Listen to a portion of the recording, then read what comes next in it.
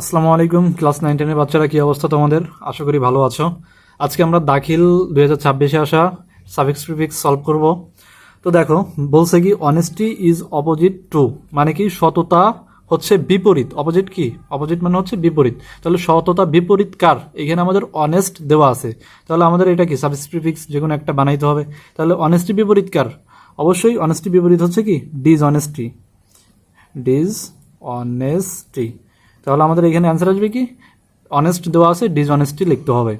এরপরে বলছে an honest man is not dash two anybody, একজন সৎ ব্যক্তি কারোর জন্য কি না, ক্ষতিকর না। এখানে হার্ম আছে, তাহলে আমাদের এটা কি বানাইতে হবে? হার্মফুল।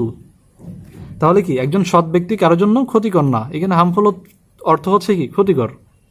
এরপরে বলছে he never does dash to others, সে কখনোই অন্যের সাথে কি করবে না, ইনজাস্টিস। জাস্ট দেওয়া আছে, তাহলে আমাদের বানাইতে হবে কি ইনজাস্টিস, অবিচার করবে না, অন্যায় অবিচার করবে না।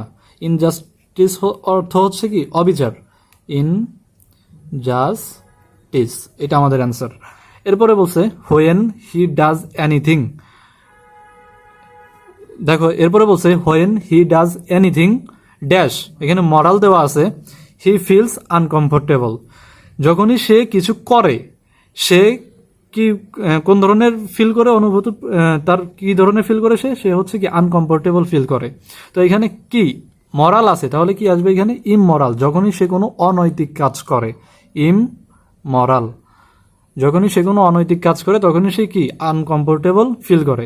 এরপরে বলছে হি নেভার টেলস, এখানে সরি টেলস আসবে, হি নেভার টেলস এ লাই, সে কখনো মিথ্যা বলে না।